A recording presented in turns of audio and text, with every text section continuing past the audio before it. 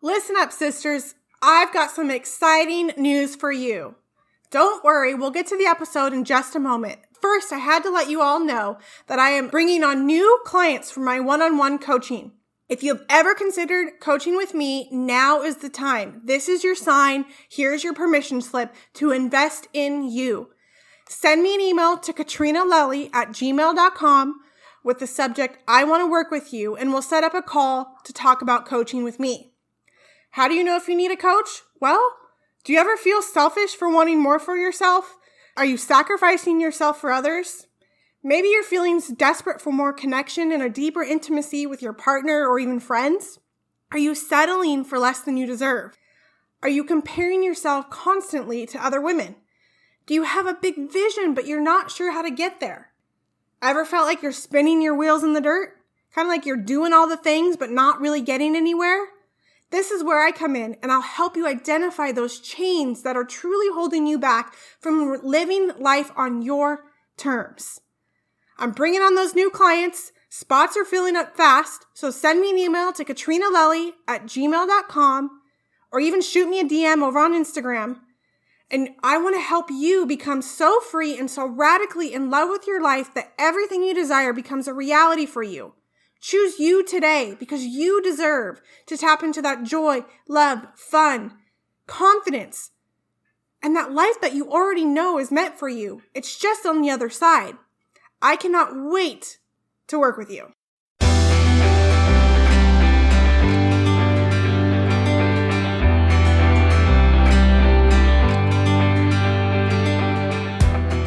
Welcome to the Just As We Are podcast.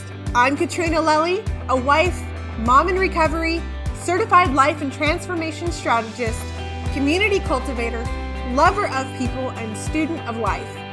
Each week, I'll bring you love, inspiration, share the harder things people are afraid to talk about, and guests who are willing to shine their light for you.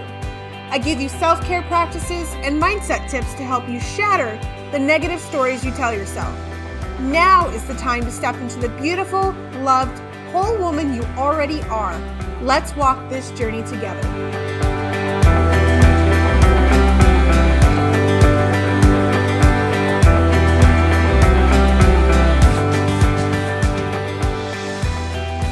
Welcome back to the Just As We Are podcast. I am your host, Katrina Lelly, and I just want to tell you guys thank you so much for coming back week after week. Are you loving the new Monday mini episodes that are dropping for you? A little extra kick in the pants to start your guys' week off with love and fire and purpose. I wanted to share today something that was really interesting, and I had posted about it a couple weeks ago on social media, a picture of my daughter Cassidy and I. And I wanted to just come on here and tell you guys a little bit about how, when I was thinking about having kids, I always thought that I would have the boy first, right? So I would have the boy first, and I really was not interested in having a daughter. It terrified me to have a daughter because I didn't feel like I was a girly girl. I didn't learn like all the girly girl things, and it wasn't really my zone of place to be in, getting dressed up, wearing makeup, wearing dresses. I really didn't like dresses. I went through a short phase of dresses, but I was, and I still am. I love my jeans and my hoodie, and that's me. And it wasn't until the last probably 5 years-ish where I actually started to embrace and love wearing dresses or skirts and feeling a little more girly. But having a girl just terrified me because I didn't know how to do all these things. I don't recall my mom teaching me too much about all those girly things when I was growing up. And, I didn't really, the relationship between my mom and I has always been kind of rough. We go through phases of relationship where it gets better and then it's not so great. It gets better and it's not so great. And even still, I've learned how to be in that relationship differently today. And there's still times where I'm like, oh, I just want to rip my hair out because it frustrates me. It's not the mom-daughter relationship I had always, dreamed of and pictured. And coming to learn to accept that that's okay. That's just how it is. And that's okay. Maybe it'll change down the road. Maybe not. I don't think it will. But having a daughter just, really worried me and terrified me because I didn't know how to be a mom to a daughter. And I didn't want our relationship to end up like the relationship that I had with my mom. And I honestly, because with girls, I had always had a hard time being in relationship with girls. I thought they were snotty, or they thought they were too good for me, or, there was an intimidation factor there. I wasn't comfortable around girls. Granted, one of my best girlfriends growing up, was my cousin. But even in that relationship, we had many a falling outs. We'd fight and we'd argue and we wouldn't talk for a few months. I think it was our junior or senior year of high school. We didn't talk practically that whole entire year.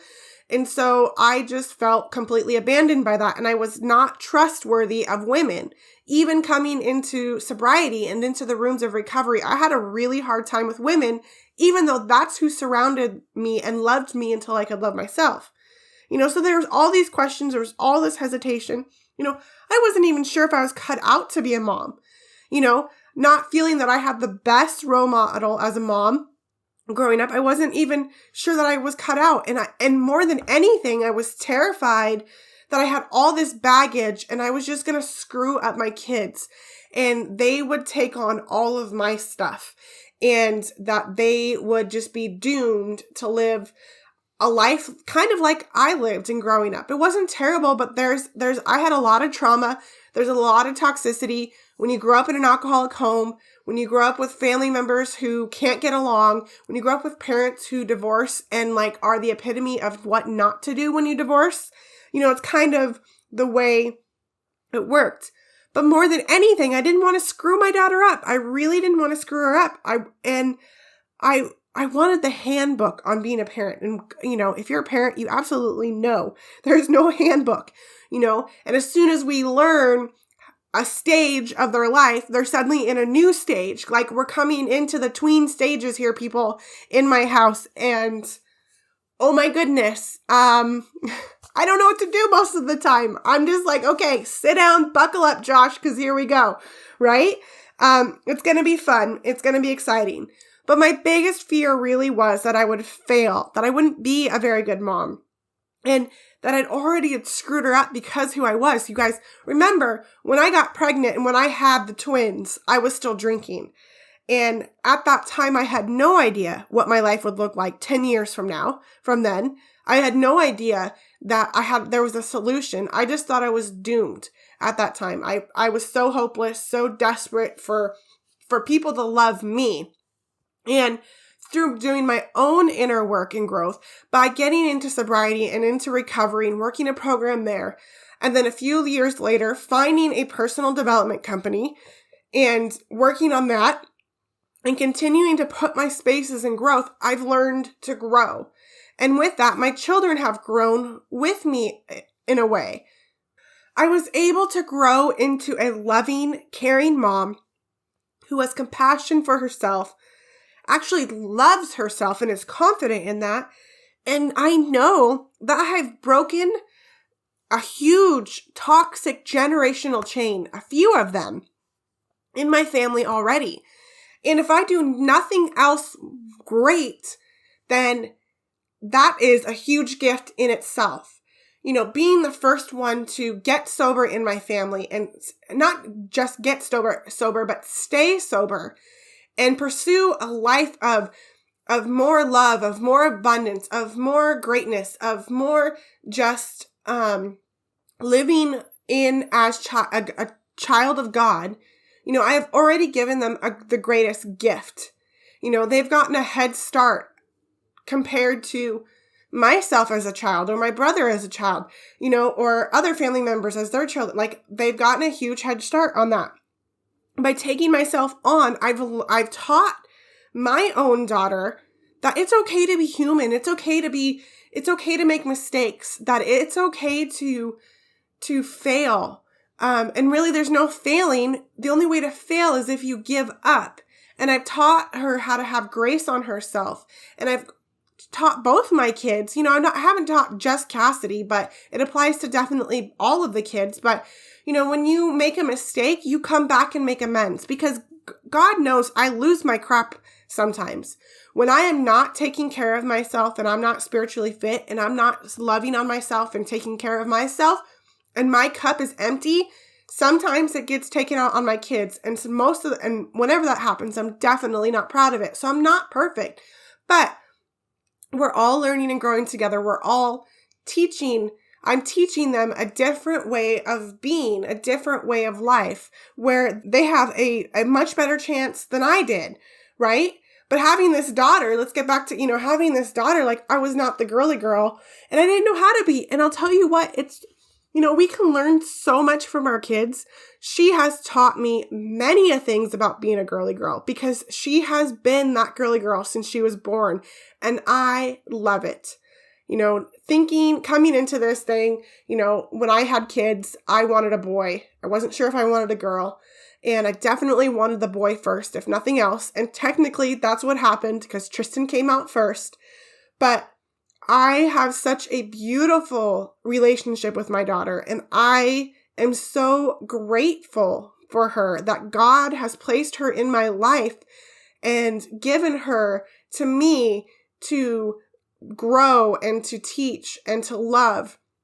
And we are both learning, because of her, I've learned to embrace more of my own femininity and being more of a girly girl and unmasking and identifying that I do love beautiful, nice things. I do love to get dressed up and feel sexy. I do love, sitting down and going to get my nails done or whatever the things are. And, sometimes Cassidy would come to me and be, Mom, let's do makeup, or, I want to do your hair or whatever. And there's still a piece of me that says, oh, do we really have to do that? Because, this is where the masculine energy comes out. And it's like, I have things to do. This is not on my list of priorities. But allowing myself to just say, oh, no, she is asking for my attention right now. This is what it is. Here it is. This is what I get. She is so incredibly beautiful, so incredibly smart. And yes, she reminds me of myself in many ways. She is a deep, old, rooted soul. And she has such a huge, caring heart. Like she's always looking out for other people. And I love that about her. She's also got some sass to her and she's got some stubbornness to her. And she knows what she wants. And I love that. And some of that comes from me. Some of that's just who she is. And instead of like, oh my gosh, I'm so sorry, Mom, for the way that I treated you, that whole, oh, what's that saying? It's not coming to me, but I can't remember the saying. It's not coming to me. But anyway, so I embrace that and I love that instead of making it like a bad thing that she's like me and that she, she's the payback for me for what I did to my mom. And, I embrace all of that. And she has her own uniqueness. She has her own way of being creative. And our relationship is incredibly special. Now, are there still areas for room for growth? Absolutely. There's definitely room for growth. And, one of the hardest things as a parent for me with her right now that we are experiencing and going through is she has a hard time with talking about things when she's upset. I think she gets a little overwhelmed and she doesn't know what to do. And her brain goes a million miles a minute at times, but then she will shut down and she doesn't talk to me. And that is a hard part as a parent. And so we're working our way through that. Like, how do we come to a space where, you can share with me and you can talk to me.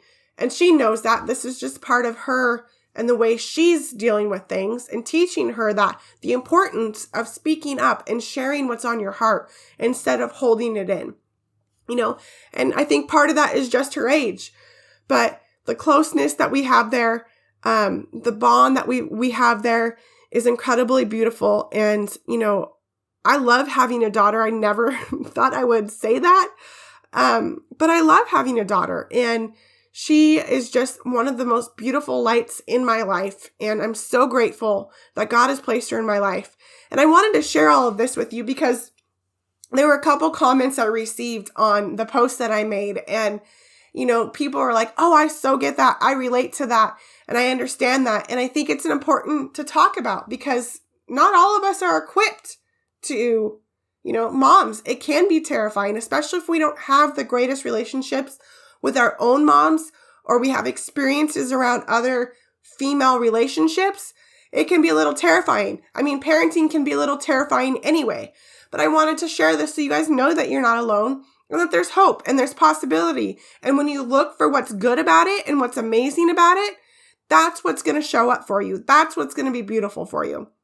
And we're still learning. We're still growing. There's still huge areas of improvement on parenting that I'm making, learning to really be more present with my kids, to learning to sit and be with them and embrace them and hold their little faces in my hands and tell them how amazing they are. Because I have operated in masculinity for so long, like check, check, check. And it also comes from a place of protection for myself because I've been hurt by people. And we can still take that kind of hurt out on our kids, not necessarily doing it on purpose or really recognizing that. But, it still comes up in those relationships. But I hope you guys found some value in today's episode. I so apologize for my voice. I have a cold, but I felt it on my heart to record this for you guys. And I wanted to get this message out to you. Do you love when I talk about parenting, and do you guys want more of that on the show? Hit me up in the DMs on Instagram at Katrina Lelly and let me know, or just go ahead and shoot me an email over at katrinalelly@gmail.com. I would love your guys' feedback. Are you loving the topics of the show? What more do you guys want to hear about? I am here to serve you, and I want to make sure that your voice is being heard and the topics that you want to hear about are being shared. So, before we go, I want to remind you, by the time this episode comes out, there's only a couple of days left before our free women's virtual event, Nourishing the Roots, is happening. Saturday, October 17th from 10 a.m. to 2 p.m.